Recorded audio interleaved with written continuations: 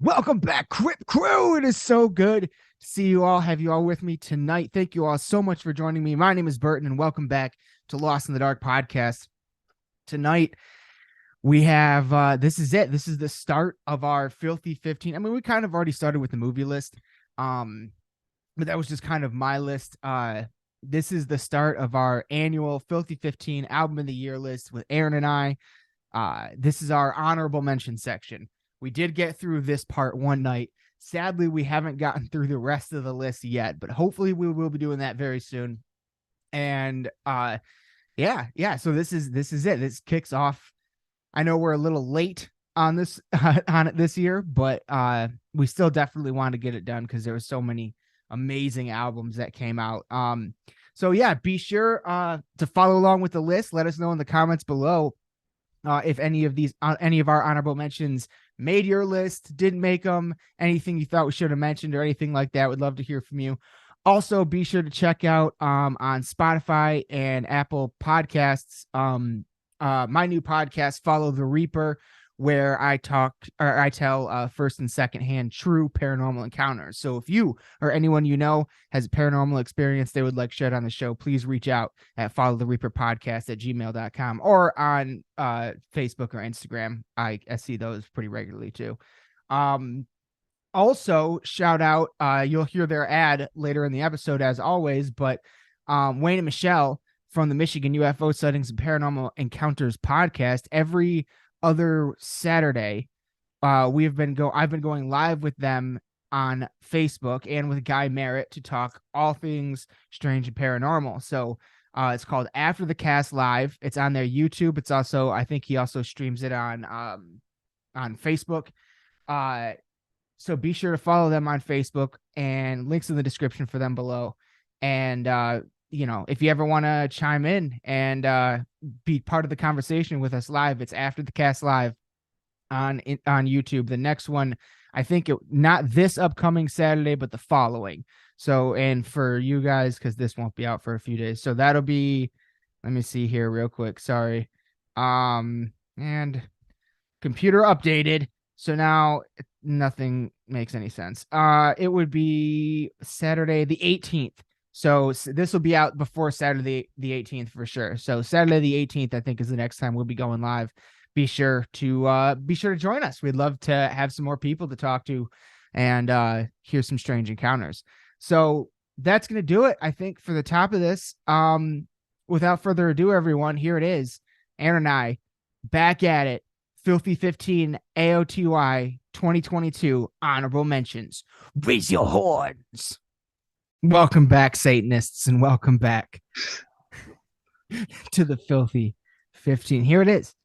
This is our 2022 album of the year, traditional, and you don't fuck with tradition, year roundup of the filthiest 15 albums that we can come up with. And for this list, as we do every year, Aaron and I each pick 7 and agree on one. This time we agreed on 2. That has actually, I think, happened in the year before for the top 2 albums of the year. But see, last year we gave it to Bodum, wasn't it? First time it went to EP. Was that last year or the year before? That would have had to have been the year before for sure. That would have had to have been the year before. I can't remember who we gave it to last year, to be honest with you. Fuck. Actually, I could probably figure it out though. Hold on. I do not. Let's see. It was 2021. So the list for 2021, is that what you're talking about? Because if that's the case, then yeah, it was Bottom After Midnight. It was the EP. Yep. What else do we have? I don't remember. Well, 2021 saw Iron Maiden Senjutsu, the new Rosa album, the new Cannibal album, which was fucking incredible. No.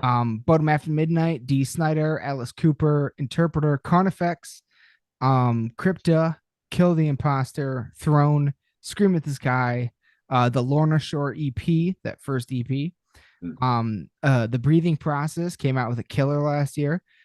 Exodus, Scion, and Eonin all also Yeah.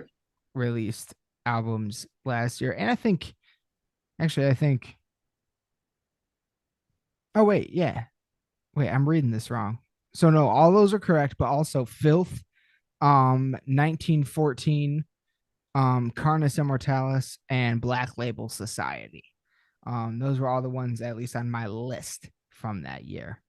Uh yeah. Makes sense. Yeah, yeah.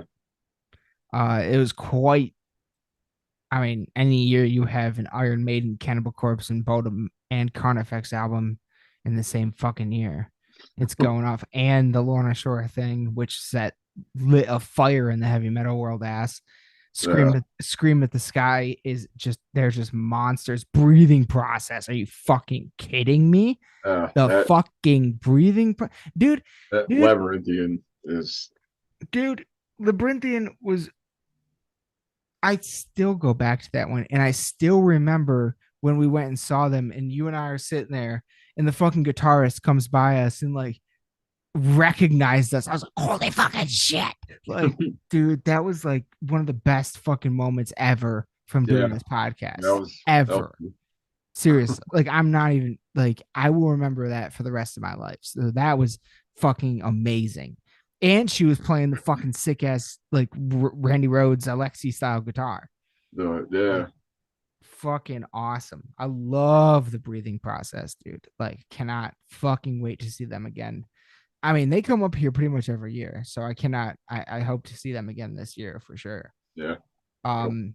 I found my list from it too, since we're Oh yeah. Did oh, was there anything on yours that I didn't say? all of it. Go Basically.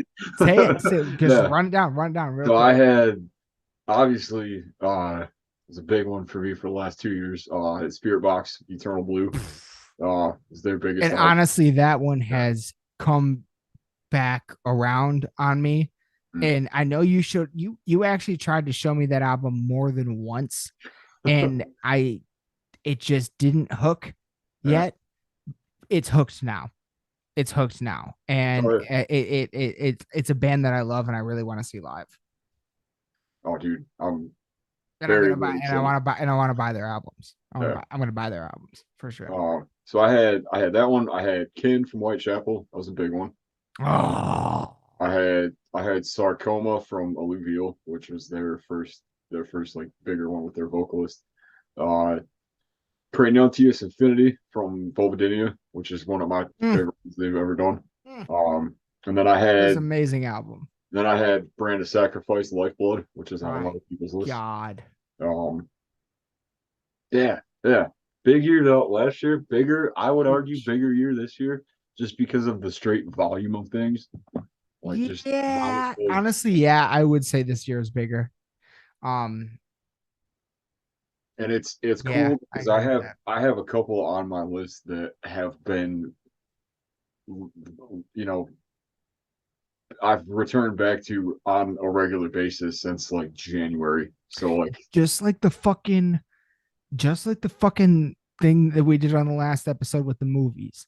This mm, is what I'm saying is like the things, and this is not something that happens very often for me, but a lot of things on my movie list and my album list are things that I have kept coming back to. And yeah, like, and it's not that I don't ever come back to stuff or whatever, but it's like it's, I don't know, it's like it just sometimes you find something like that movie you can, or TV show or whatever, that you can just always throw on no matter what. mm, And I've been finding a lot of stuff like that, including albums this year. And that is, I mean, it's definitely what makes up the top two spots. And it makes up a lot of, honestly, all my entire list is stuff that I just can't let go of. Like, I yeah, just keep coming fucking back to it over and over and over and over. yeah. So, but in any case, we're starting off tonight with honorable motherfucking mentions. And So these are the things that did not make the filthy 15, but we deem worthy of at least of certainly mentioning. And don't get us wrong, it's not like we hit everything. All right. I Oh mean, yeah, like I'm sure there's a lot of great stuff that I missed this year. All yeah. right. I was watching because admittedly I mean we feel like we usually do ours a little bit, after the holiday, the New Yep. Year's stuff, and like Yep. everybody else kind of posting before. So I've been kind of paying attention, like watching them. There's for the majority of it, like there's maybe one or two on here, at least on my list, that people have been kind of talking about. But beyond that, it's all different stuff, and I think There's that's kind of that that telling, really. yeah, no, that is something I was totally going to bring up actually, is that like I definitely feel like there's probably a few on my list that some people are talking, but nobody seems to be agreeing. Everybody seems to have a different list. And that's yeah, very telling. Very cool though. I love Yeah. it. Oh Like yeah. I love it. Like Yeah. that's what it should be in a Mhm. sense. Like When you shouldn't be a fucking unanimous Yeah. decision. Pardon me. You know what I'm saying? Like, Sometimes it is though. Like you know, sometimes sometimes it is. there's yeah. Sometimes it is. The year that fucking um Death Atlas came out, that was pretty much a unanimous Oh decision. yeah. Yeah. Especially for um, the year that came out and like all that stuff. Like it was yeah. oh God, I love it. That But all was right. wasn't that the same year as Verminus? I might be getting off track. I don't know. Actually, Or no, Verminus was 2021. I think Death Atlas was 2020. yeah, No, maybe. what? No, yes. Death Atlas came out like late 2020, and the pandemic started March of 2021. Yeah. So it was like right. I think it was something like that, or maybe it started in March of 2020. I don't. Yeah. Hey. The last few years don't count. All Yeah. right. I was just trying to figure out if Dahlia had the But no, same you're. Verminus It was. Fuck. It was definitely close. Yeah. Because I think the year Verminus came out, we might have listed that as our number one album of the year. And if that's the case, then Cattle would have been number two. But I don't know. Maybe it was, maybe it was backwards. Maybe we got it Wait, backwards. wait, wait, wait, wait, wait, wait, wait. I still have my 2020 list here. Hang on. Hang on. Hang the fuck on. What is on here? Maybe I got Um, it. Maybe I got it backwards because I think I don't have wait, Step Atlas 2019. bro, they both might have been. Because I don't have Dahlia or Cattle on my 2020. I got Ozzy Ballgraith, Heaven Shall Burn, Testament. Oh, wait, Dahlia, April 17th. So yeah, I think Verminus did come out in 2020. But Lamb of God, Ailstorm, Hatebreed, Aversion's Crown, Devil Driver, Within Destruction, Recorruptor, Filth, ACDC, Ingested, Acacia Strain, Cataclysm, A Suffocating Lie, Venom Oh, that Prison, A I think Suffocating Lie, Venom Prison, and War. That so no Cattle in 2020. I think that came out in 2019. yeah. I think because I think that was the year that we did the big long one with Clint, wasn't it? I think that was on his list. I think that was the one that we all agreed on for that year. I'm Oh pretty my sure. god. Oh my god, you might be right. Yeah. Now that I'm thinking back about it, Holy shit. yeah. That was a fucking 6 hour long episode. We've never done it. That was go fuck yourself, Peter Jackson. No, I'm joking.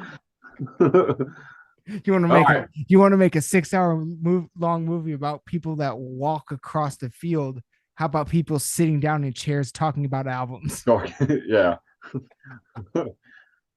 Basically the same experience. I love Lord of the Rings. I'm just fucking around. I do love Lord of the Rings. That new Rings of Power show is fantastic. But we did fuck. Yeah, fuck you, James Cameron. Want to make movies about blue cats that are 9.5 hours long? Buckle up, Buttercup. We'll talk about albums for 10 hours.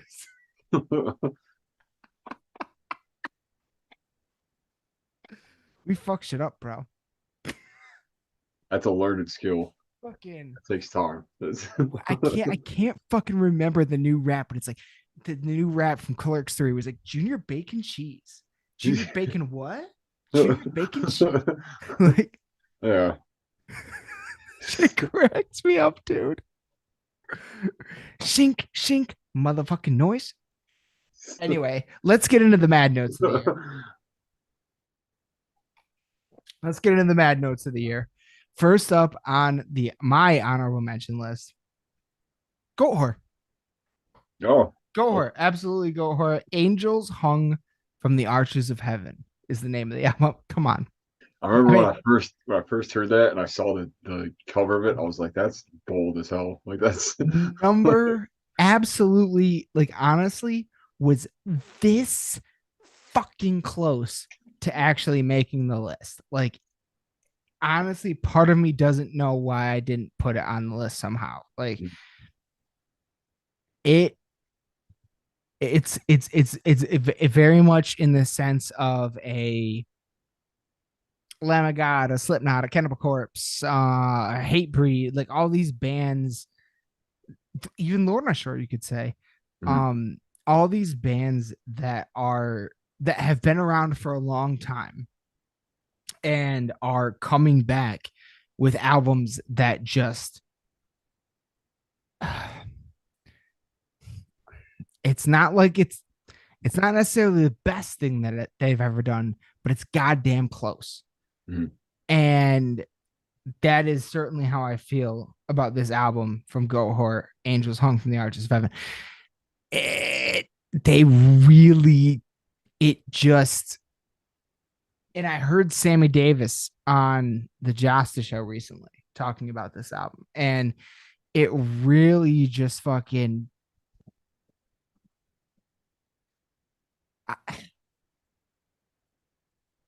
like my favorite Goat Whore albums are some of this is not my favorite Goat Whore album. Okay, just off the bat, like it's not my favorite of all time, but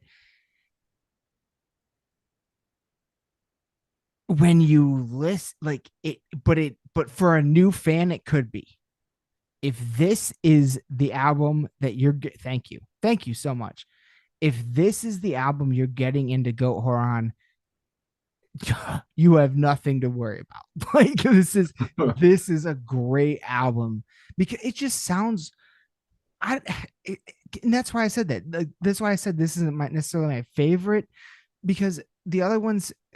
This one just the production, dude. Like it's just the product, like it just sounds so full and warm and raw all at the same time. Whereas the other ones, they didn't really it was lesser so in that context, not musicianship, but in that particular context, it was just more death metal. You know what I mean? We're just doing it raw, and that's how you should do death metal. And that's why some of their earlier albums are my favorites. But this one fucking stands out, bro. Like I think I absolutely think it's a great album that deserves a lot more attention than it's been getting. And Goat Whore is still out there fucking killing it, everyone. So check out Angels Hung from the Arches of Heaven, Goat Whore.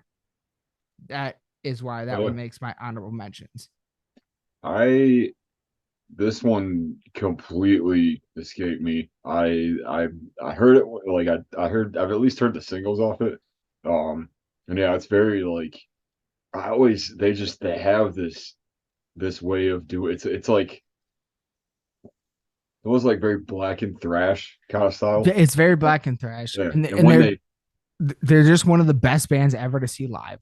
yeah, They oh just are. yeah, Like yeah, they put on one of the best shows mm, of anybody in the death metal.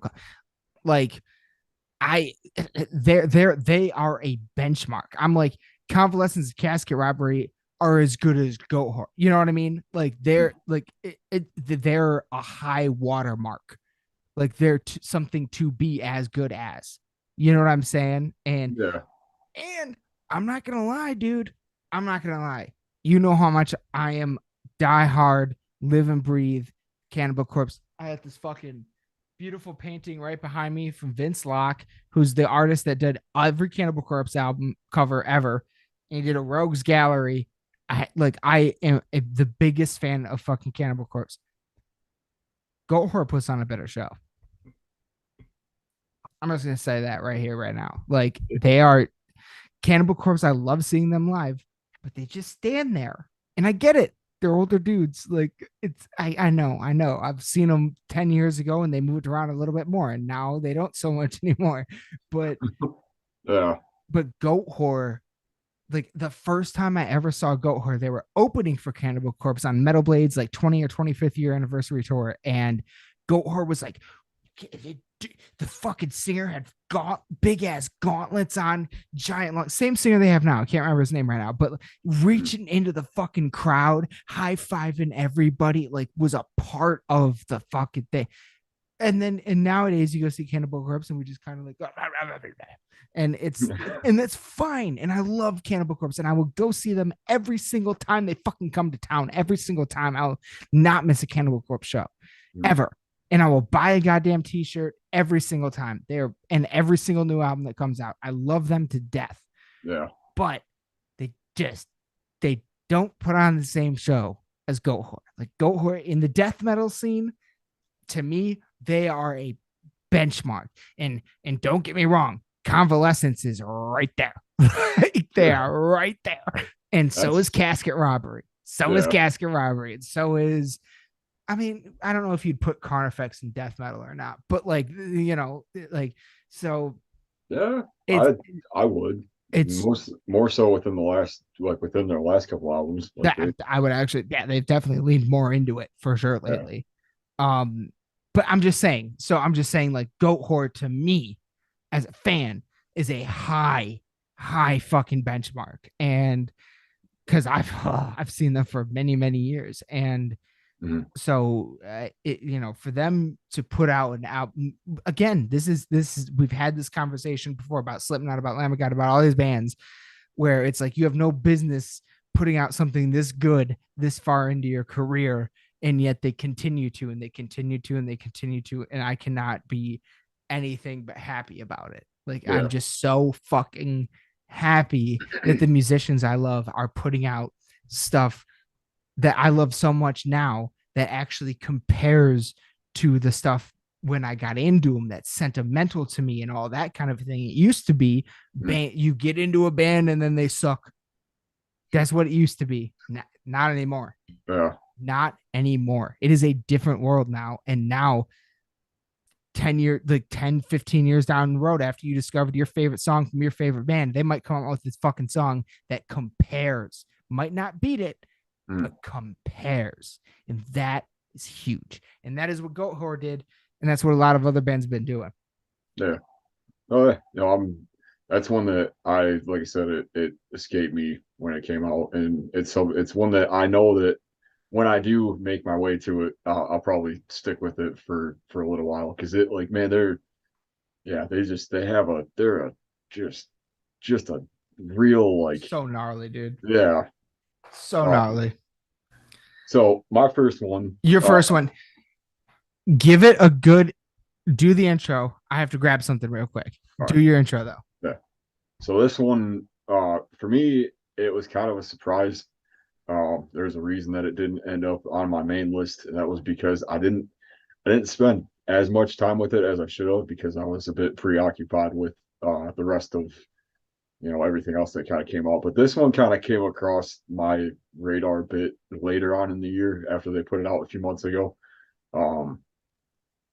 Probably, there's a lot of bands that put out a lot of emotional stuff, a lot more kind of darker toned kind of stuff, so a bit more personal, which is, to me, I always kind of look for. Like I always seem to take a bit more out of that than the heavy stuff, like the super heavy, which I could see both sides with. But lately, especially with this list this year, with all my stuff, like it seems to be, I kind of tend to stray a little bit more closer towards that, just things that kind of have that emotion and things that kind of like, really make you feel something. And when I put this on for the first time, I just started it and just let it run, and I was pretty blown away by just the production of it, the writing on it. Some of the hooks on it are incredible. And it was one that I didn't really anticipate really getting that much into or really having any kind of connection with. But what I first one, what I want to talk about is an album called Color Decay from The Devil Wears Prada. Holy Um, shit! I didn't even know they came out with something this year. yeah. So like I was saying, this one they're a band I've been familiar with for a long time. They Oh yeah, they've been around forever, dude. yeah, you They were know, on Warp Tour and shit. yeah, back when, the I guess the I don't know, like the more metalcore kind of stuff was kicking off, and like when they were kind of one of those first bands that sort of like, with the likes of, I guess, Under Oath and all those bands. But they kind of like, I listened to them a long time ago, and then I kind of fell off with them. But this one, like I was saying, like I don't know if it was just like, if it's just the cover of it, if it was like the single that I heard the first time. But when I started this, it was one that I just started and just listened to all the way through, and I was like, man, this is a ride. Like there's so much. It's very sad, but like it's very emotionally driven. There's a lot of stuff, like the last one of the last songs. It's you know cancer, obviously, but it's talking about, like, I think one of the lines is, let's see if I can pull it up actually. Um, so like, even as like as heavy as some of it Holy is, shit! there's some really really cool hooks on it, and there's some really Go scroll up for me. Keep going, but scroll up for me, please. uh, Oh my! Almost every single one of these songs has multi-million views. yeah, Wow! except Oh my for god! I had no idea they were this big. yeah. Well, they've been around for quite No, a I while. mean I know they've been around forever, Yeah. and fuck, I can almost guarantee you I've seen them at some point, and I just don't remember at some festival or something. Like I can almost guarantee I've seen them. Like Yeah. they've been everywhere and they've been around forever. Mm. I've just never really, honestly, I've just never. They're one that I've never really gotten into, and it just blows my mind. They got a track with 8 million views on a brand new album, Yeah. Yeah. almost 9 million. That's Uh, fucking in it's like consistent though. It's like mm. every track has a ton. Like Yeah. that's crazy.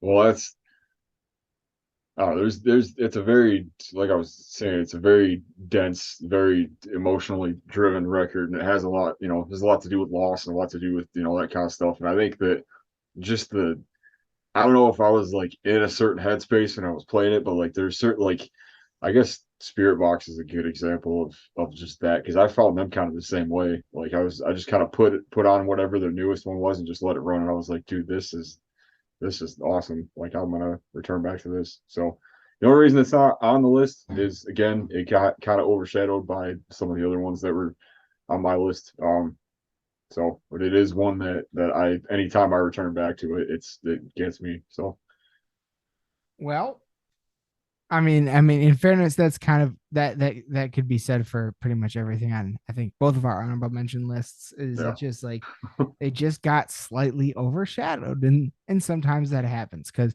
Aaron and I narrow it down to a very slim margin every year, and so that's why we do the honorable mention section because we still think it's stuff worth talking about, but just didn't quite make that narrow margin. Mm. And for me, the next one is going to be an album that was released on September 9th called Darker Still by Parkway Drive. Oh, I'm I glad. I'm glad you I know that bringing this up. there have been times where I have been in a room with multiple not only heavy metal fans but Parkway Drive fans where singles from this album were played before it came out and everyone in the room I just went real quiet and everyone else in the room unanimously hated it. I was like, oh. So I was like, I kind of actually dug it. Like, so I know this is quite a divisive album for a lot of fans. I know that this album is probably the largest step away from their original sound that they've ever done. Mm. Having said that, um, I follow Parkway Drive as a band very, very closely. And uh I mean, one of our favorite things of a couple years ago, that first year of the pandemic or whatever, it was Viva la Underdogs, and the documentary that accompanied it. And then they released a documentary recently, just literally within the past couple months, of it was kind of like they're saying anger, like it was literally them like going to therapy and like figuring out their stuff, because this documentary comes out after a post that they had made where they were like, we're taking a break for a while, and you know, we got some personal stuff to work out and this and that. And then they released this documentary. So it's, and then on top of that, all of the interviews, all of the podcasts and everything, I try to devour every single one that any member of them are on. Mm. But also that documentary, which I know you watched, um, it disclosed some things and some situations that I was not aware of that were happening in the band that were very, very intense, Yeah. very fucking heavy. Mm. And I can't recommend the documentary enough, but like, so it's, while the album isn't necessarily one of my favorites that they've ever done, and while I see why it is divisive, I, quite frankly, I still dig it. Like, Mm. there are some tracks on there that I still like to just like throw on just when I'm gonna bounce my head around in the car real loud driving down the road. It's Yeah. fun. I enjoy it. Um, and you know, Parkway Drive, very much like a Black Dahlia, a Bodum, a Slipknot, a Lamb of God, a Slayer, a Hatebreed, Recorruptor. You know, like there are certain bands that I don't care. I will follow them till the end. I'm ride or die. And they are absolutely one of them. And I, as a fan, even if they release something I don't particularly care for in comparison to previous releases, that's fine. I'm here for the artist's journey. Yeah. I'm not here for I'm not here for them to please me every single time. I want to hear their journey and what they go through in the process and in the evolution. Mm. I want to hear the evolution. And that's why for certain bands I'm here ride or die. And Parkway is just one of them. And they just always will be for me. So even though I know this album was not like mega well received, even though I mean I don't really know. I mean, it's got quite a lot of views, so it was pretty well received, at least on Spotify. I Mm. don't know anything else, any of the other metrics or anything like that. Yeah. But to me, it's got some songs that I like, and it's an album that I've gone back to a couple times, and it's one of my favorite bands of all time. So Mm. for me, that's why it has to make the honorable mention list at least. Yeah. No, I agree. I think at the end of the day, it's still. I mean, if you've liked the last couple albums, there's some stuff to enjoy in it. I Especially think the that, last one. yeah, I think I was kind of in the same boat with it when I first heard it.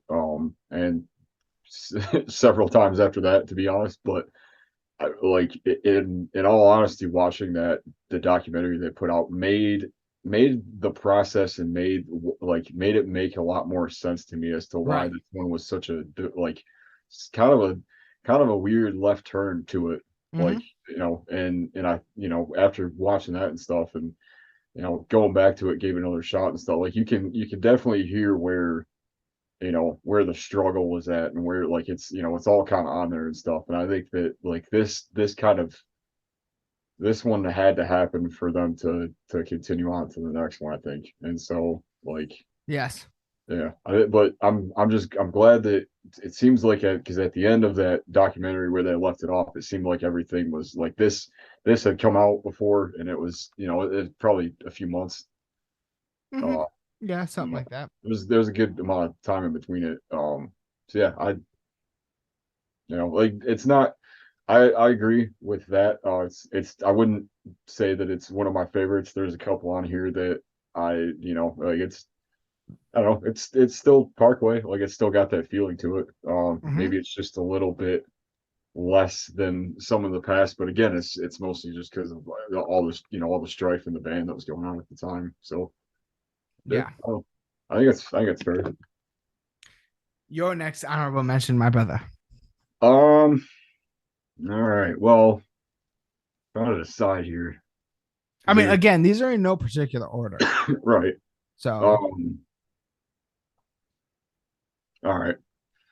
So this particular artist has had a chokehold on my attention for probably the wait, last half of the year. wait, who are Um, you? I actually don't know who you're about to reveal. the only reason that it didn't make the list is because kind of for the same. It wasn't quite one of my favorites, and like I don't know, but there's a kind of a cool story behind it and stuff, and but There's one particular artist that I think you would set up like that, but there's no fucking way he's on the honorable mentions. So what are you saying? I don't want to say it yet. I don't want to All right. say it yet in case you Well, have it later. so I'm talking about Billy Strings. Oh, that's what Yeah. I was like. There's no way he doesn't make the list. Yeah. So yeah, this album came out November 18th. I saw him at the end of I think close to when this album was coming out. You saw Um him, yeah. I think you saw him in November. Yeah. yeah. Where did you Um see him at? it was Dow Event Center in Saginaw. Um I was just yeah. in Saginaw. That's funny. Dow Event Center. I have seen something there, but I can't for the life of me remember what. And who'd you go see him with? That was with my dad. That was part of his birthday present. And like man, it was like we both kind of walked out of there feel like that was one of the coolest shows we'd ever seen. Like that was, like he really like and for I guess for those that don't know, let me back up. Which is why this is kind of an oddball for me too, because this is not metal. This is not like this. It's pretty much like straight up bluegrass. Especially this album. There's a lot of songs on here that like because my dad being kind of just all over the place musically. So like I've heard a lot of these songs and um it kind of and like there's a whole half-hour documentary about the making of this. And he talks about like his guitar and stuff and like growing up and playing some of these songs and like just having a real connection with it and stuff. You can hear it all kind of throughout the album. Like it seems like it's a passion project. um I will say that if this one had come out this year, this it would have probably been my top of the year. This one is more of an original album. I've been playing the piss out of this album. Between that and just like any of his live stuff, like it's kind of like Amigo the Devil. Oh, Got that like the yes. studio recordings are great, but it's the live stuff is kind of really where the where the energy's at and where it lives at and stuff. And like when I saw him to for context, when we saw him, it was just him. And we were like, well, that's kind of weird. Like, it's I've never really, heard that with stuff. But he had, plays a different set every night, and it's like either covers of like folk songs or like anything off his album. But he just goes on these crazy like, just tangents. Like it's and like his whole band is about as on par with him, which is just as impressive. Like they all you know, take chances like soloing and stuff, and like all kind of work together and everything. So it was yeah. Like I said, the only reason that didn't really end up on the full list is because um it came out a little bit later and it's a lot of covers and it's a lot of slower stuff. It is a lot of like this one is a lot more like traditional kind of bluegrass stuff, which sometimes kind of toes the line into like more like twangy kind of country stuff, which is like, So it's just it which also just didn't hit you as hard as the right, previous one. So yeah. I get that. But I mean, yeah, that's his what Parkway Drive is on yeah. for some reason. So But yeah, I like I said, his music, all his stuff, like it has just had such a hold on me for the last, you know, probably since probably about middle of the year. Um, I'd say like kind of when I first started getting into him. And then just the it's he's from Michigan. I think he's from like the Lansing area. really, Yeah, holy shit, I didn't think know he's that. yeah, he's like our age. And so yeah, I don't know, just to know all that stuff and then to see it live and just to kind of hear it all was pretty awesome. So like I kind of see why yeah, like to be able to you know play a full tour, a full set, 3 sets a night for like 3 hours and have it Yeah, be like all different stuff and just have it, I don't know, it just that's awesome. That's the best. So that's great. That's yeah, great. I love that. strings, man. Billy Strings. Um, all right, so you know what? I'm gonna be honest. I'm going to like kind of just like blast through these next three real quick because Yeah, I feel like the fourth one is one we're gonna talk about. But so first of all, to start off on July 1st, friends of the show, A Fitting Revenge released an album called Omnipresence. And this album, to say it's spectacular is almost an understatement. It is a it, it's a wild piece of music. I already did a whole video on it, so that's why I'm not going to spend too much time on it. But like, it is a wild piece of music that soars above. If you like, if you like stuff like Children of Bodom, if you like orchestral behemoth, like if you like orchestral death metal kind of stuff, like this is the album for you to check out because the the sound production and what they did to get those sounds on this album is extraordinary. It's got an extraordinary story behind it, and it's just an absolutely phenomenal album that absolutely had to be mentioned, at least on the honorable mentions list. So that's A Fitting Revenge, Omnipresence. Again, it came out July 1st, and you can find it everywhere now. Um, next up is gonna be Venom Prison. Venom oh, Prison. okay. They released an album on February 4th, so almost a full year ago, Mhm. called I don't really know how to pronounce it. Erebos, Erebos, Erebus, something like that. And they are former members of one of my other favorite bands, Nervosa. And they're just absolute fucking monsters. In kind of like the South American slash European death metal scene, like very heavily Sepultura influenced and stuff like that. And I just think they are, yes, yes. And I just think they are. Oh wait, maybe I'm wrong. Wait. Oh shit, I think I'm wrong. Oh shit, I think I'm wrong. Oh shit. Oh shit. Fuck. No. This is still an album. No. I just think I think I mixed them up with Crypta. Like I don't think they were former members of Nervosa. Like I think I fucked them up with Oh, Crypta. But this no, this yeah, but yeah, you're this right. I but don't. They weren't. but this That's album is still totally on my list. And they still wait, can does it say where they're from anywhere? that's Do you yeah. see I was that? looking for. Yeah, no, this is not former members of Nervosa. No, I was totally wrong about that. Are they Hmm, from South America? UK. See? yeah. Wait, go back up. Go back up. I saw metal scene in the UK and beyond. Okay. So yeah, they're from the UK. Okay. So I was totally wrong about that. Sorry. I'm sorry. I'm so sorry. Crypta and Nervosa had great albums that came out in the last couple of years, but Venom Prison, I don't know why I just got that confused. Um, but they have seriously, they're a fucking great band.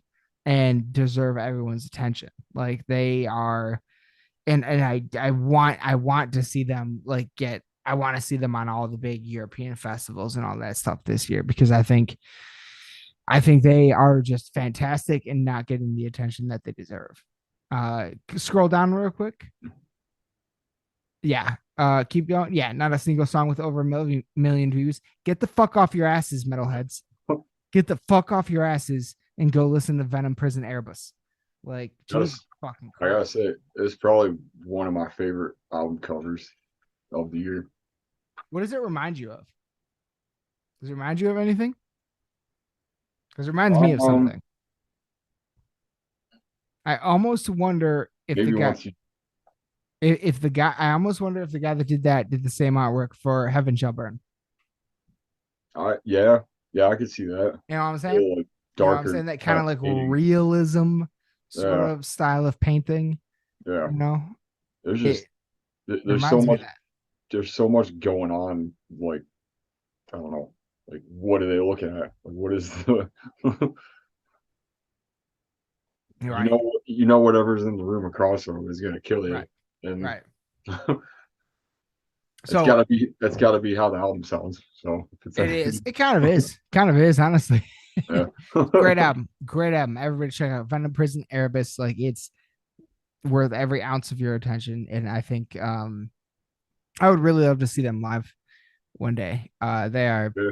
absolutely fantastic, and I'm sorry again for confusing them, their members with Crypta earlier. I'm sorry about that. I think that is going to haunt me for the next 6 months, for the record. Next one up though, and the last one that I want to like just go through real quick. Before we get to the my one of my honor and if don't say anything, but if this one is on your actual list, just don't say anything. And that's the one coming up next. But this one is July 1st, or I'm sorry, on June 2nd, an album was released called The Dark Ages by a band called Guar. It's not a good day to be a bad guy. What's up, metalheads? This is Wayne, And Michelle. and we are from the Michigan UFO Sightings and Paranormal Encounters podcast, and you are listening to Burton and Aaron on the Lost in the Dark podcast. Raise your horns. Hello, my friends. My name is Burton, and I am the host of the Michigan metal podcast, Lost in the Dark podcast. And I would like to introduce you to an all-new, all-paranormal podcast called Follow the Reaper, where I examine all true first or second-hand listener-submitted paranormal or unexplainable encounters of any kind. So if you or anyone you know has a story that they would like to share or have shared on the show, please reach out to us on social media or Gmail at Follow the Reaper Podcast. I would love to hear from you. And of course, please enjoy this episode of Lost in the Dark. And I am sorry, but if you've not been paying attention to Guar for the last couple albums, you have been missing out because The last couple of albums, the last like decade, like the last. well, if you haven't been paying attention to Guar forever, you've been missing out. But the last couple albums in particular, I'm not, and again, these aren't necessarily like my favorite albums or anything, but this one and the last one, which I think was like called The Blood of the Gods or something like that, are just absolutely phenomenal. Like so well, like that was because for me as a young metalhead growing up, all anyone ever told me was you have to go see Guar because they have such a great live show, but their music isn't that great. That's what people told me. That is what older fucking heads told me. And so that's what I was like, okay. And then when I finally went to go see him, I was like, this music fucking rules. What the fuck are you talking? Like, what the fuck was everybody talking about? This music is fantastic. Yeah. And Blood of the Gods and this album, The New Dark ages are phenomenal. They are fucking phenomenal. I know that these are some of the first two without Dave Brockie. I am not taking anything away from the Dave Brockie started this all. My favorite Guar albums of all time are Dave Brockie. These are not my favorite albums, but again, this is another situation where a band is reinventing themselves in certain ways and coming back, and they are making great music. Like, it's just great music. Mm-hmm. My favorite albums are still Scum Dogs and the fucking green one. I can't remember the name of it right now, but I was don't get me wrong, like I love OG fucking Guar is one of my it was one of my intros to heavy metal. Like Guar is intertwined with my heavy metal DNA forever. But I would get in the tattoo I've told you about that I've always wanted. I would get Guar on one of those spots. Having said that, these last two albums, and this one included, they're fantastic. They are just really good metal albums. And I love to hear that coming from one of my favorite fucking bands of all time, Guar. Yeah. You know what I'm saying? Like, it's like now all of a sudden you don't just go to the show for the show and to get blood sprayed on you and cum and all that shit.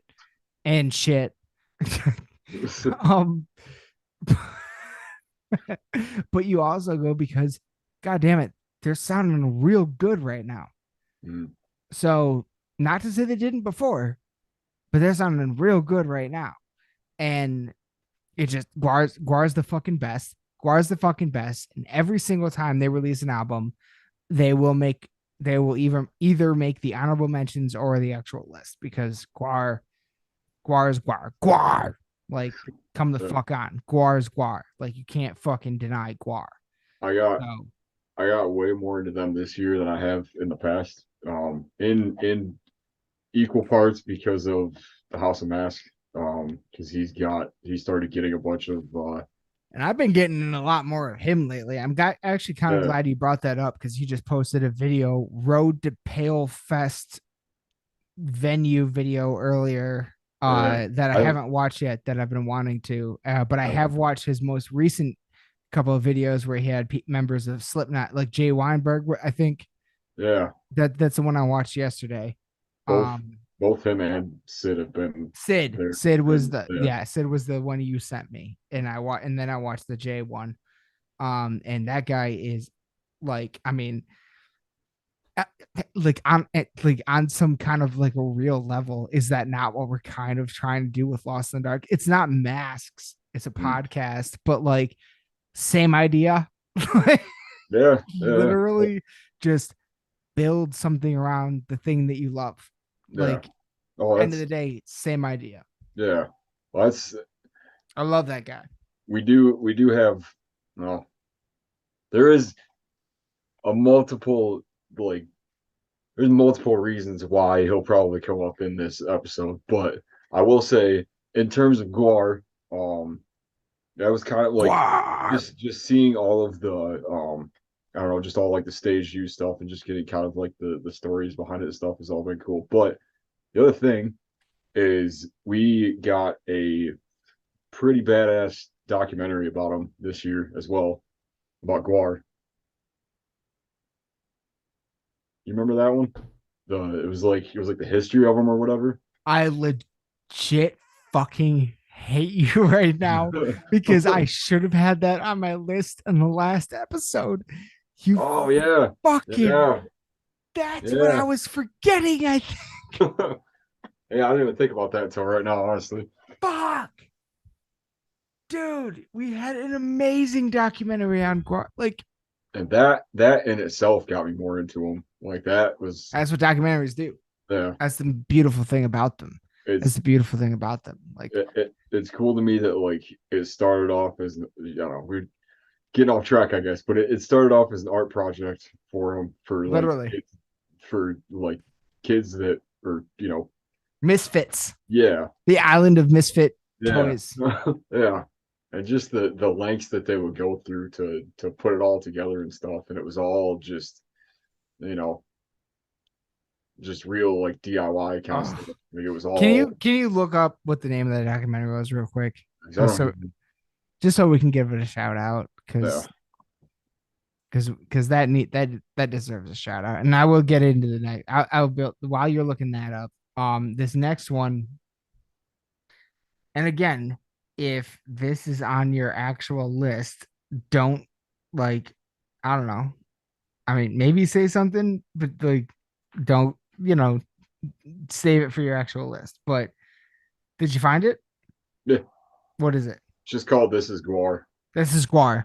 Yeah. Yes. I forgot that came out this year. Fuck. My mistake. It's listed for last year, but maybe you can finally stream it this year. Oh yeah, that could Either be. way, yeah, it's fucking great. Like if you're looking for something to get you into them, if you never have, that's the perfect gateway to them. If you watch that and you're not in the Guar at the end, then I don't know who the fuck you are. You're dead inside. The next album on the album honorable mentions list came out on January 14th. So literally almost a year ago. So this is digging deep. It is entitled. What the fuck? It is titled What the Future Holds by the band Fit for an Autopsy. These guys are relentlessly put out every single time they release new music. It just feels like they're pushing forward and they're pushing forward and they're pushing forward. They are absolutely relentless. I've seen them live a handful of times. They kill it live. Fit for an Autopsy is like, they don't get like in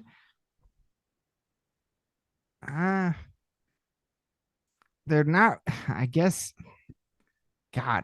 like, I hate to break it down like this because all this is bullshit to me. But like when you break it down, I guess they are. I hate to say this, but like on like a lower level of Parkway, but I always kind of put them in the same place in my head as Parkway, where like they're both kind of consistently pushing in their scene. And I guess maybe part of that is because I discovered both of them around the same time. But I just think that like this new album, not a lot of people are talking about it, and I don't know why, because I thought it was really, really fucking good. No. And I just think that every single time Fit for an Autopsy releases something new, you buy it. Every time they come to town, you go to the show, you buy a t-shirt. It just they are just one of those bands, and that I thought this was a really not their best release, but a really, really, really fucking amazing release, and it also pushes them forward. And it just made me excited to see what they do next. So yeah, I'm gonna hold off on that one. all right, good, all right, good. I have a lot to say on that one. So And I already said what my side, so then I'll move on to the next. You know what? I'll move on to the next. I only have 3 more honorable mentions. Actually, I'm trying to think of.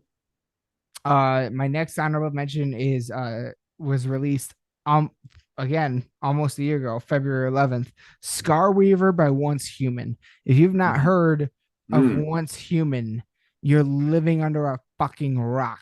Yeah, They're absolutely one of the best fucking bands going right now. Olena Earhart, their lead vocalist, is spectacular.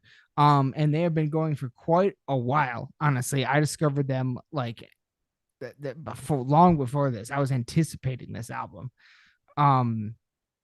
And Scar Weaver left nothing to be in any way, shape, or form disappointed about. It was an absolutely fantastic album that it as a fan going into it, it gave me everything I wanted and more. So like it was just the absolute like almost perfect fucking album. Like it was almost like there's almost I cannot off the top of my head I cannot think of a single track that I would skip. Like it's one of those albums that you put on and you have to play from top to bottom. Like it just does not stop. Scar Weaver, Once Yeah, Human, is yeah, fucking that's a ripper. Like I want to go back to it because I remember we played a little bit of it when it first came out, and then I just never went back to it. But everything I heard, I was like, this is these for the same reason that I enjoyed, like Walls of Jericho and ooh, that's oh a good pull. Oh shit, I never thought about that. yeah, or just that Ah, real like it's got that like hardcore feel to it in some ways. Like there's that aggression to it, but it's also pretty melodic. Like it's kind of Arch yes, Enemy-esque a little bit. yes, yes. Um, Well, it has that like kind of like Amit yeah, brother yeah. guitar style a little bit. It's very melodic. I'm pretty sure, and you know what? You could if you want to, you can double check me on this, but I'm pretty sure they're also from South America. I could be wrong about that. Maybe they're from I Spain think or something. yeah, I think you're right. But I'm pretty sure that they mentioned I heard them or at least Alina, the vocalist, mentioned once that one of their big influences is Sepultura. So it's kind of got that groove thing to it too, that Pantera, Mhm. Sepultura, which Lamb of God, which is something that I gravitate towards all the time. Yeah, Um, God damn it, I love that. I like that album cover too. It's a good cover. It's a great album. yeah. I think this one and then Where Bones Lie Oh, Where Bones Lie is uh, sick, dude. Yeah, yeah, that's is it. That's a oh, fucking great album. yeah. But so the next two are big boys though, and the last two on my honorable mentions list, they're big boys. But I can kind of go through them a little quick because honestly, I'm not like extraordinarily familiar with both of these albums, but I've heard them both. Mhm. Um, Megadeth released Sick, Dying, and Dead on September 2nd, and Behemoth released Apvus Oh yeah, Contra yeah. Natvrum on September 16th. And I mean, Some um, Latin Satan stuff. Oh. which I love. And Megadeth and Behemoth, they are to me, they're just benchmark bands. They're just bands that anytime they like they're the right there's some ride or dies for me. Like first time I ever saw Megadeth was also the first and only time I ever saw Ronnie James motherfucking Dio. So that's like a that's a high benchmark. That's a yeah, high. yeah. So anytime keep al- rolling with this. Come here, back. almost any time that these bands come out with something, it will be included on the list. Like there's just it almost feels disrespectful to not include them. Um Now, having said that, which of the two do I like more? Behemoth. I mean, Behemoth just always releases undeniably brutal fucking black metal, which I absolutely adore. Um Having said that, I think this is one of the best Megadeth albums that's come out since like United Abominations. And I don't know if like I don't know what like the consensus on that album is or whatever, but like I when I was in high school, middle school, United Abominations came out, and so far so or no, sorry. The System Has Failed came out, and I was introduced to them on So Far So Good So What. Uh and so I really loved those two albums. And then after United Abominations, it just didn't hit me the same way, but this album kind of did. Um, so I mean, so Behemoth is just constantly like anytime they put something out, I mean, both of these bands, anytime they put something out, they will at least make the honorable mentions list out of a matter of fucking respect on some level. And but which one do I like more? Behemoth, because it was just like still just that beautiful orchestral black metal that I love. And but Megadeth released a banger, a fucking banger of an album, and probably my favorite album that they've released in around 10 years. So I was just very happy, especially after all Dave Mustaine's like cancer stuff and everything else like that.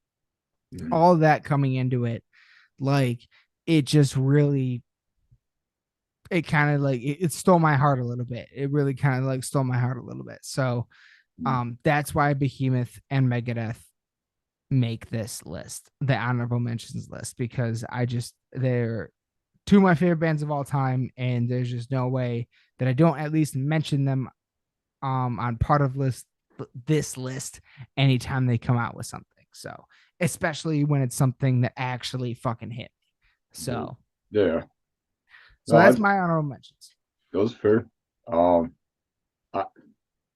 you know, I was actually like, as you were saying, I was like, oh yeah, Behemoth did put out a new record this year. It completely. I feel like it went under a lot of people's radar because they were the Satanist hit so hard, and they took quite a long time to release another album, and that next album didn't hit so hard. It just didn't. Yeah, it was all right. For whatever reason, we both liked it. Yeah. But like for whatever reason, it just didn't hit as hard as the Satanist. And this one certainly didn't hit that hard either. But I feel like if people give this one a chance, minds would be changed. I feel like there's a large amount of people that write or do reviews of any kind or any kind of roundup like we're doing right now. That are gonna go back and listen to the album and go, fuck, I wish that had been on my list. Like I feel like it's one of those that just kind of slid under, kind of like Guar, just slid under the radar a little bit too much, more so than it should have, because it deserves a little bit more attention. Yeah. I've always been a big fan of just their imagery and like just how they've changed their sound over years of being a band and stuff, and like all of the man, like his guitar playing and stuff is just, and I don't know, some of the best of the genre, I think. Nergis is great. Like he is, that's what I call him, Nergis. But you know what's too, man. He was both of them. And I don't know if you've been paying attention or not, but for actually multiple years now, actually since the last time that Nurgle was on the Jasta show, Jasta promised him episode 666. Yeah. And they're on like 660 right now. So Nurgle's about to be back on the Jasta show. I do remember hearing that. And I cannot fucking wait for that episode, because those are always great episodes. He was at like 300 when they said that. Yeah, it was like 300 or 400 somewhere. Well, actually, yeah, it was probably in the late 400s, because when the last time he was on, I know where I was. I remember where I was when I listened to it, and it was brand new. So like it couldn't have been more than a handful of years ago. But yeah, it was, and how many episodes does he do a year, especially when he goes on tour? But yeah, but yeah, I think it was like, I think he was on around like 2018, 2019. I don't think it was 2020. I think it was like 2018, 19, something like that. Yeah. It was the last time he was on. And I remember that episode, and I remember them saying, like, I promise you have episode 666. And I just listened to like the newest episode, and he was like, it's episode 660. I'm like, oh, we're 6 episodes away from Nurgle. I hope he does more. Like I hope he does a full on fucking special for that though, where it's like Nurgle and like fucking Corpse Grinder and fucking like everybody that I mean, because come on, like 666 is all of our whole thing. Like it's not just Nurgle, it's not just black metal. Like it's death metal, it's metal in general. Like it's kind of our thing. So who better to have that spot than someone like him that has just kind of it's been in the news a bit, been like in and out of getting arrested for stuff and like there was a thought, yeah, there was some bullshit. Yeah, it's know. not nothing like it was all like goofy because you got to remember like the countries, those Norwegian countries, those countries up in that part of the world, they don't have the same free speech laws that we do. So you get on stage and start talking about Satan and ripping apart Bibles, you might have a problem. Whereas in America, you're allowed to do that. So people forget about that. So like not every country has the same fucking rules we do. So look at fucking arresting Randy Bly in fucking Prague, for Christ's sake. Yeah, it took them going back 6 years to that country for them to figure out that. Years. And I'm sorry, isn't murder an extraditable? Couldn't they have extradited that shit? Well, if the rules are different. I don't know how shit works there. Yeah, rules are different. Yeah, so it's a whole fucking thing. But either way, Amon Amarth rocks. Anyway, that's all my fucking that's all my fucking honorable mentions. Do you have any more? Yeah. I think I got like 2 or 3 at least, and they're quick. The first one this is one that I got into recently just because it was probably the last part of the year for this one, but all the singles for it. This is a band I've been following for a long time. That talking about Ingested, Ashes Still. Oh fuck, I love Ingested. Yeah, this band has been kind of kicking my ass recently. Their last album, Where Only Gods May Tread, has some of my favorite just modern, like, such a great album title too. Yeah. Oh yeah. There's their artwork and stuff. Like all the I mean, I don't know if you've so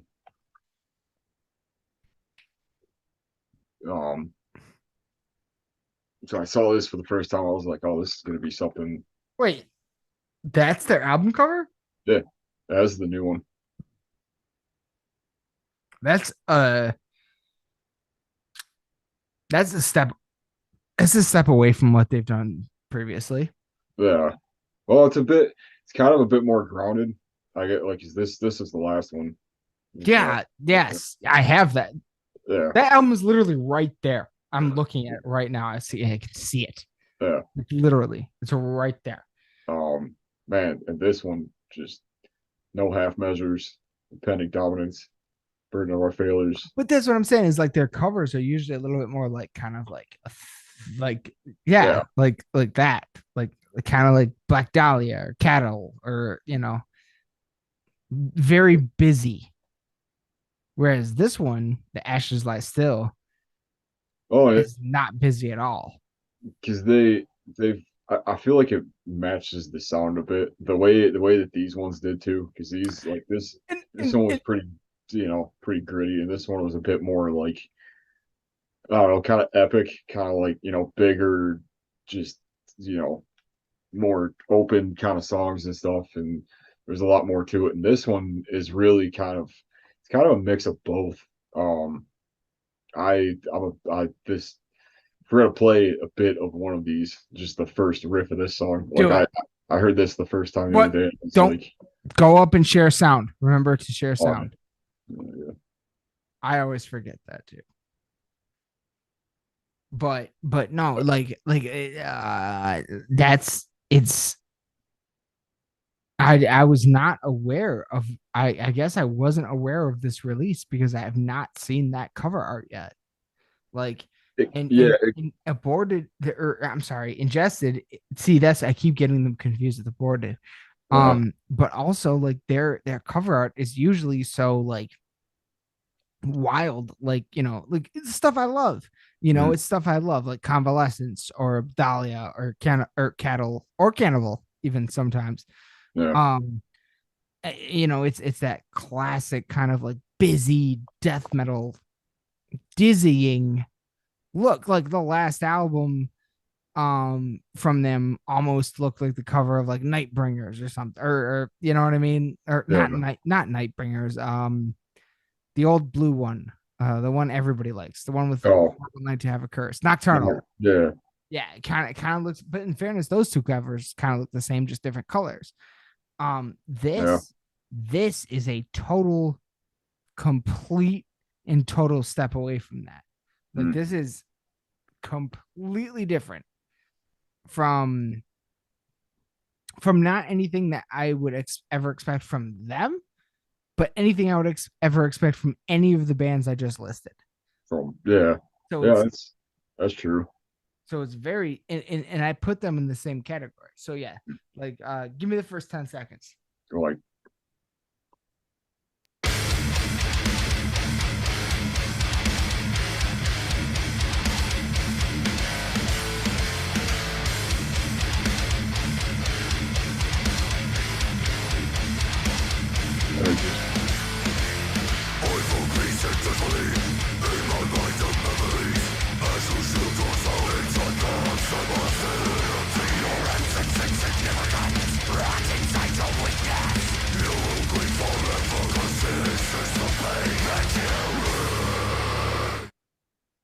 that was more than 10 seconds, but I that loved it.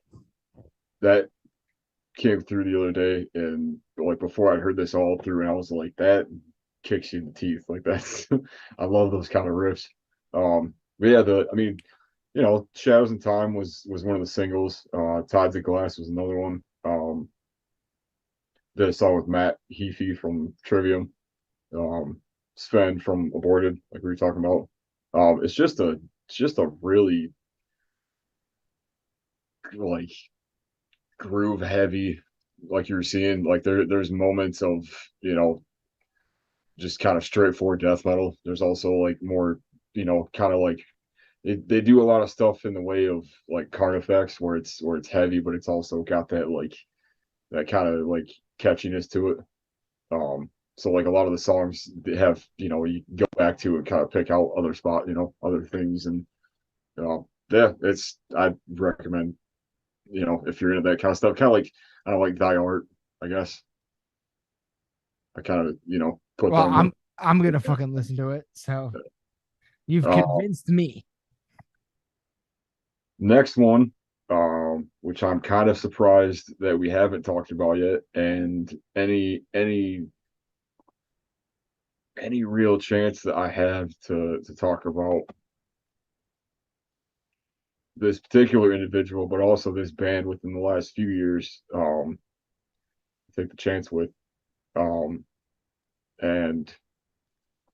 talking about, of course, Nether Heaven from Revocation. Oh, all right. I mean, This one went under my radar. I actually didn't know they came out with a new album this year. It was mainly because of this down here, because how often do we get Trevor and Corpse Grinder in a song together? Oh, I have heard that song. I actually have heard that song. Just Probably one of the heard that song. Yeah, one of the coolest, I think, guest spots, really Of all fucking time. Yeah. But yeah, man, this album is something else. Like it's the guitar work on it is amazing. Like I think Dave Davidson, right, as their guitar player. That dude, his the way that he writes his guitar lines and his solos are just like super intricate. Some of the best I think of modern death metal, and of this style. Like it's kind of all over the place. Like it does a lot within each of the songs. I think honestly, probably like, I mean, the first song, even just like I don't know, they grab you in each of these songs. Like they don't really kind of waste any time with it. And they always do an instrumental song, which I appreciate because, they're some of the best, musicians of this style going right now. Yeah. So I don't know. It really kind of, I want to go back to it. I hadn't spent a whole lot of time with it, but when it did come out, it was something I listened to, quite a bit. And I love his vocal style. I've always really loved that. Just that real. It's kind of the same with like Goat Whore or like older Skeleton Witch to me. It just has that like snarl to it, that real like, you know, pissed off kind of like, it just has that grit to it. That's really cool. Yeah, I don't know.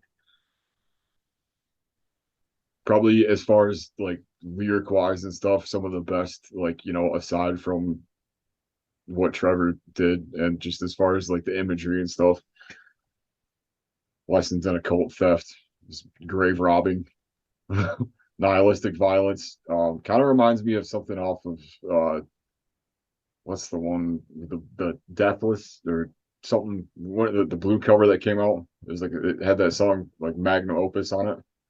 From who? Same band, Revocation. Oh, shit. Yeah. Okay. Yeah, I think you're right. I can't Yeah. be sure, but yeah, so Nether Heaven Revocation. All right. Yeah. And then I the like it. last one, as far as the honorable mentions go, Yep. God, there's quite a few.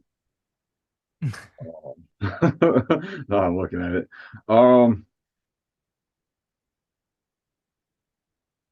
Sure. We'll go.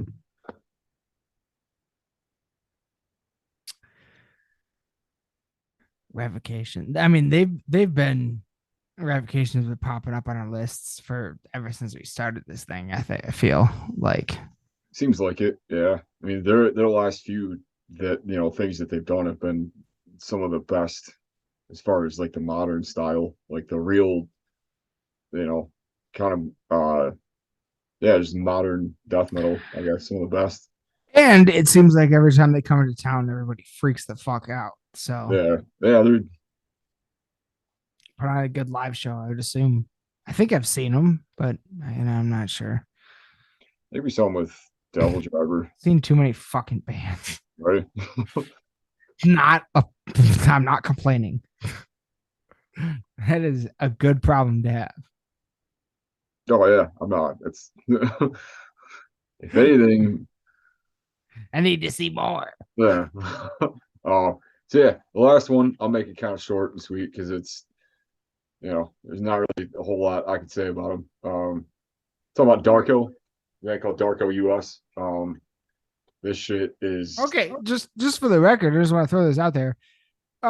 Never heard of these guys. really Ever. Never. This is totally raw. So if you have a song that you can play 10 seconds off, I'd like to hear it. But go on. Sorry to interrupt.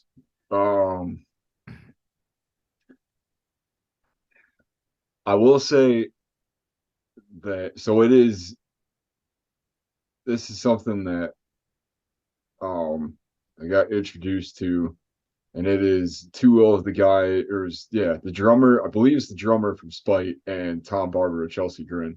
What?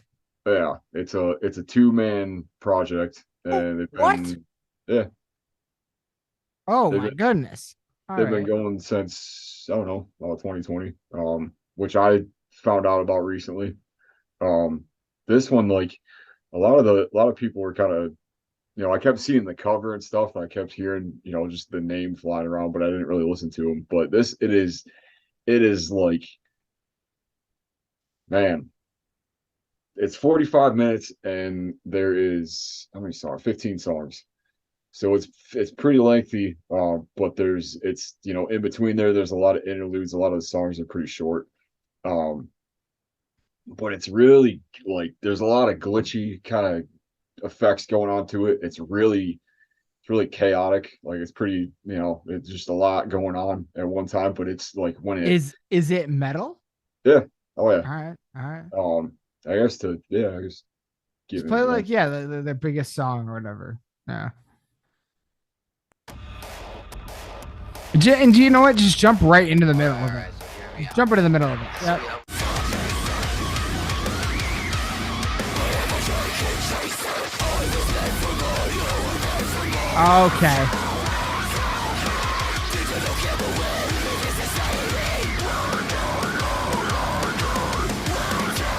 Okay. Okay. So like It's just based off that right there. Again, first time I've ever heard of him. Don't know shit about him. Very Spirit Boxy. yeah, Like, it reminds me of Spirit Box. pretty like that's I mean as far as like the guitar effects, it's like glitchy. Vocal effects too, where it's like that. Like there's like a weird effect over the vocals where it's like it almost sounds like it's like coming through a tube in some weird way. You know what I mean? Like it's just like there's just something odd about the vocals. Yeah. The whole, but I mean that was just 10 seconds of like there is like that doesn't even really scratch the surface of it. Like Is there only one singer? I'm not sure. I think they're It kind of sound like there were two in that. they do, but I'm I not know sure. they at least have quite a few guest spots and quite so it's kind of like it's a like a I don't know. I don't really know how to quite describe it because it's a duo, so it's like a two person thing. But I don't know if like it's something that they tore off of. It might just be kind of a thing that they bring other people into, and Yeah. I haven't really looked fully into it. But yeah, that one, I was like, just some of the like if you I don't know, there's a lot of like Emir kind of stuff like Glass Cloud, like Emir, that that's a kind good of stuff. pull. Yeah. Like the real crazy guitar stuff and the just the faster drums and everything and just having it be real like kind of grindy. So yeah, I don't know. Darko, album's called Oni. They actually I haven't listened to it yet, but they put out something December 30th, which is just like one of the last few days of the year, which I guess counts with it, but I can't put it on here. Totally counts. Well, fair enough. Fair enough. Yeah. But that one. So I guess they put out two albums this year. So that is it for our honorable mentions 2022. Those are all the bands that didn't make our Filthy 15 list, all the albums that didn't make our Filthy 15 list, but we felt as though were spectacular enough to still talk about at least for a minute. And don't get us wrong, like I'm sure there's a ton of shit that both of us missed, but end of the day, this is what we have experienced. So those in those albums, there I'm sure 99% of them are all albums we go back to and we love, and they're all bands that we go back to and we love. That just the albums that they released this year didn't quite crack the top 7. So I'll say there's more songs that I go back to from those than there is, because like everything that I as far as like full albums and stuff is like things that I could just like I you start it and it's every song is a hitter, versus like all killer, no filler. Yeah. I didn't even the new Spite was on my list too. I didn't talk about that one. That was an honorable mention. And that one, there's some songs I've returned to that, like from that one. Bangers, bro. That deserves to be on both of our honorable mentions. Shout out to Spite. Holy shit. They're Spite and Filth. Actually, Yeah. Filth I think came out with some shit too. Yeah. Their Spite is on the bucket list for this year as far as bands to see. Oh yeah. Them, yeah. Oh yeah, and Filth. Like, yeah, for sure. But that's gonna do it for our honorable mentions section of the 2022 Filthy 15, you bad motherfuckers. So, horns up, and be sure to check out all those fucking bands that we just mentioned, all their albums, because they're all fucking, again, like they all, everything we just mentioned just barely didn't make it. Yeah.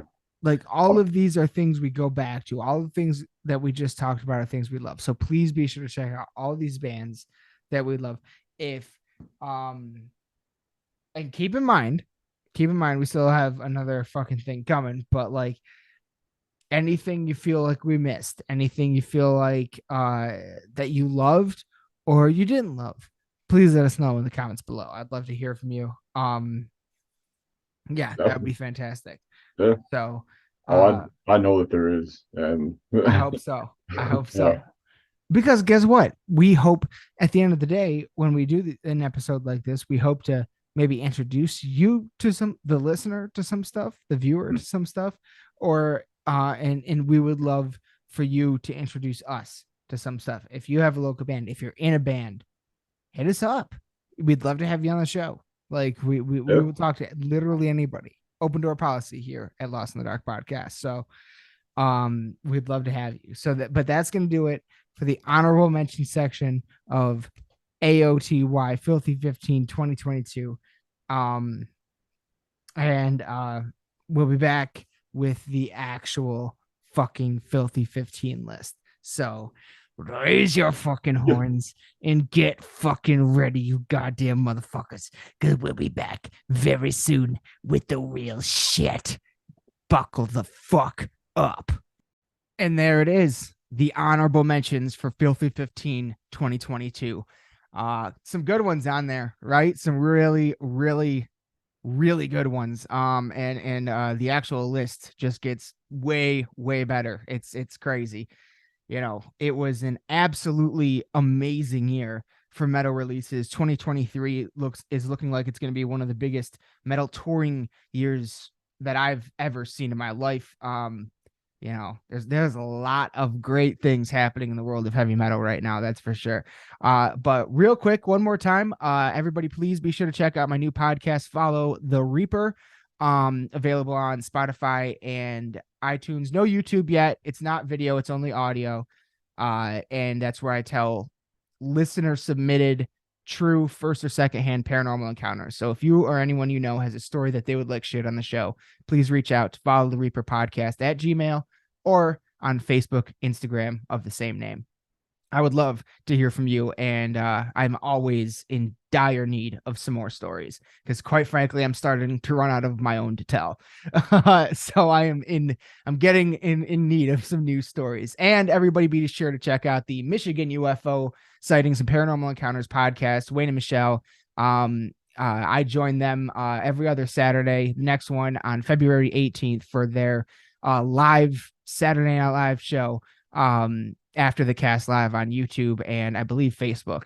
We would love to have some of you join us over there on that channel for live chat and everything, and very interactive with everybody in the chat, and we just get to, you know, kind of wild out about UFOs and Bigfoot and cryptids and ghosts and whatever we want, whatever's in the news and whatever we can dig up. So, and we've had some pretty amazing chats and some pretty amazing surprise guests so far, that you get to interact with them as well.